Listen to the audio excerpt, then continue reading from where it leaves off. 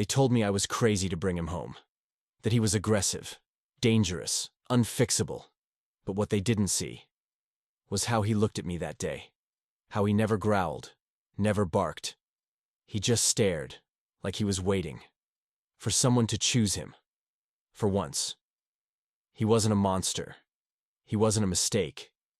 He was just a big baby who had never known what it felt like to be held. I wasn't supposed to be there that day. I had only walked into the shelter to drop off some blankets. Nothing more. But as I passed the rows of kennels, the barks, the whining, the metal cages, I felt something stop me. It wasn't a sound. It wasn't movement. It was stillness. At the very end of the row, in a dim corner, where the light didn't quite reach, he was sitting. Not barking, not pacing, just watching. A big, white dog, older than the others, bigger than the others.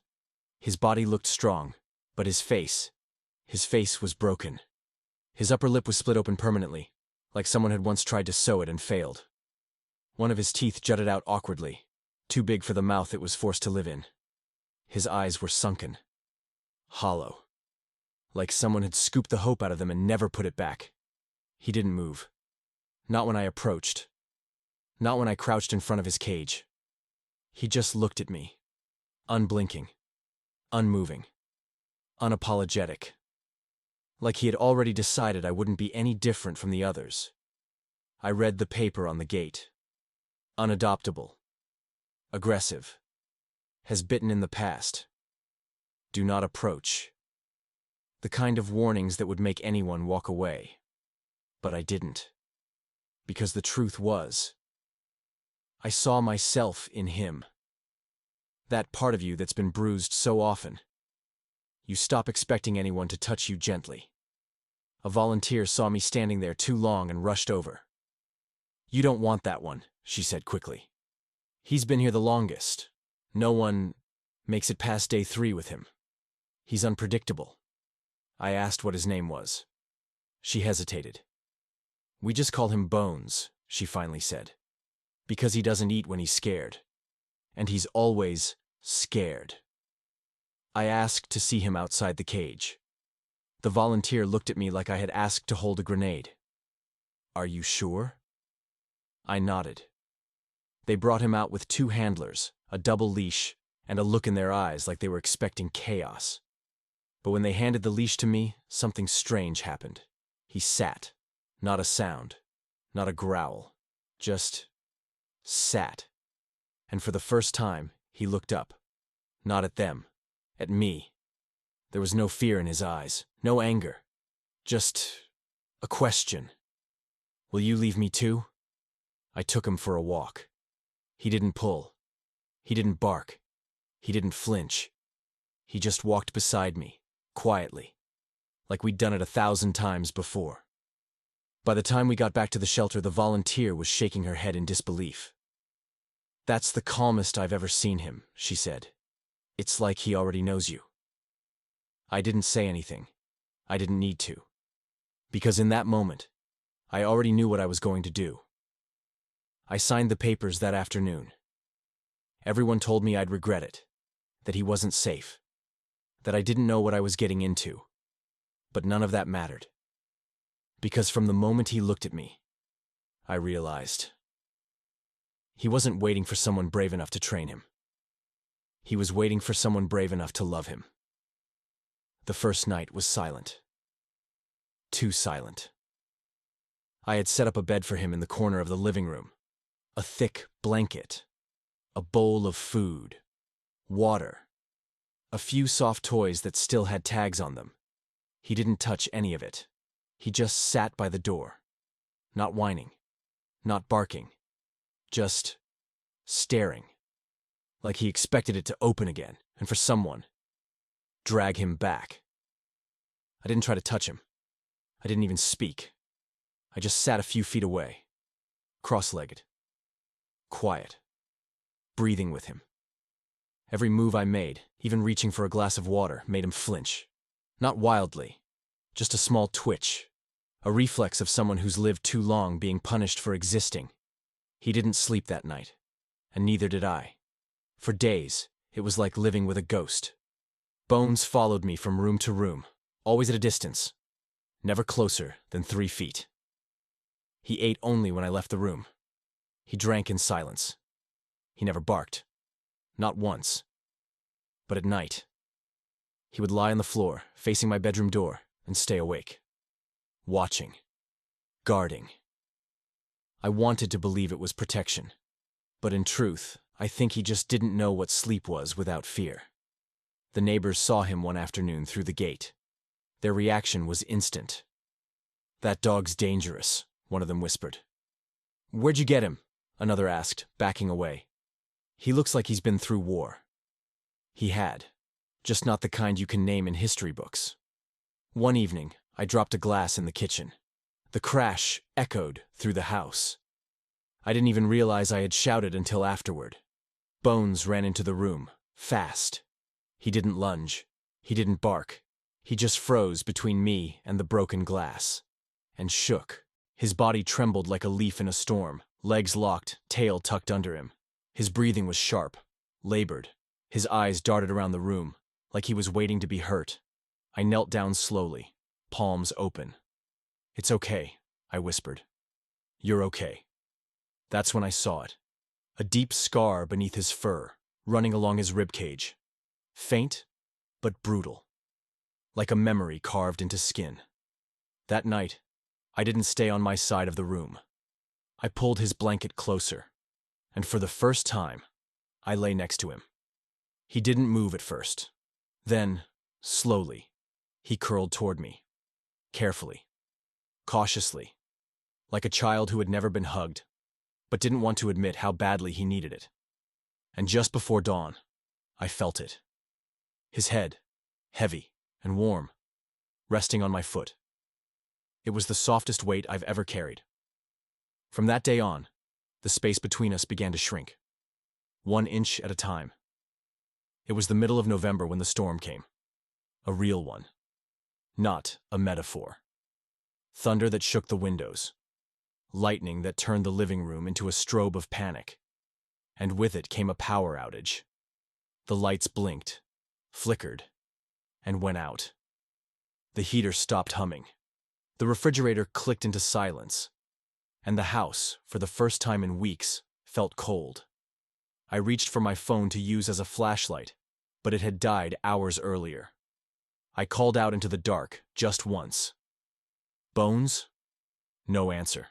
I searched the living room first. His bed was empty. The hallway, silent. And then I heard it. Not a bark. Not a growl. Just a low, stifled sound. Like something breaking itself from the inside out. I found him in the laundry room. He was curled into the farthest corner, pressed into the drywall like he wanted to disappear. His eyes were wide, unfocused, his body trembling.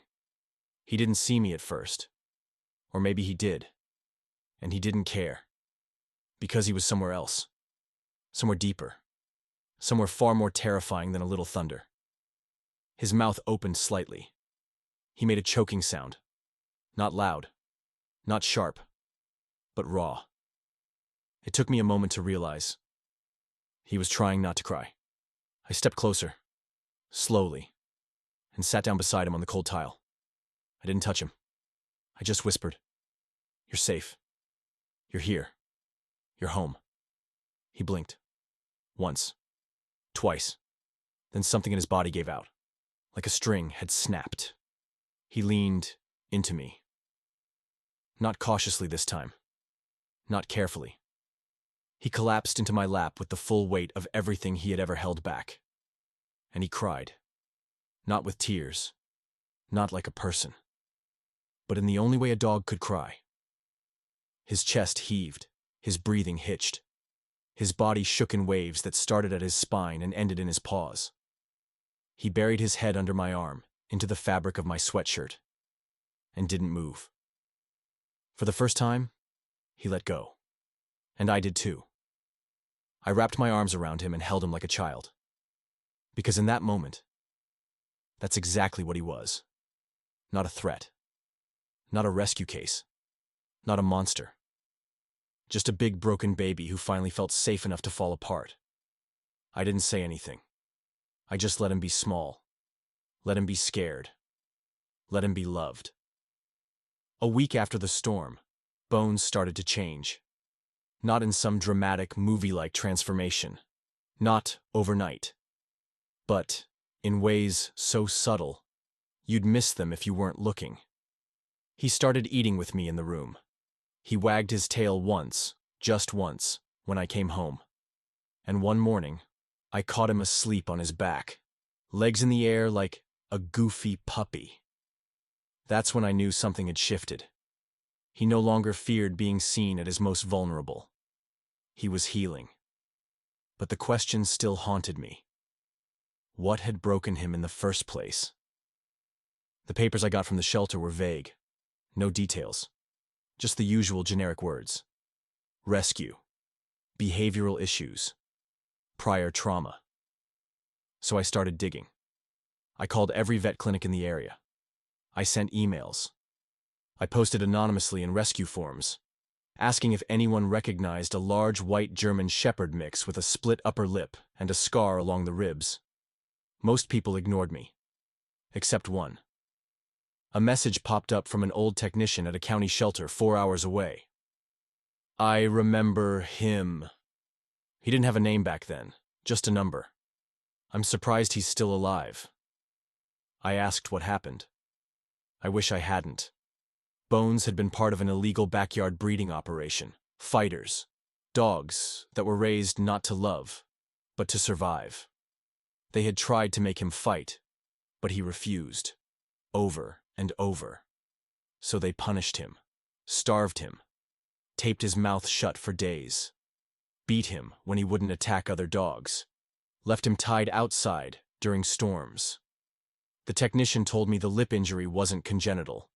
It had been caused by duct tape, pulled off too many times, too violently, too carelessly.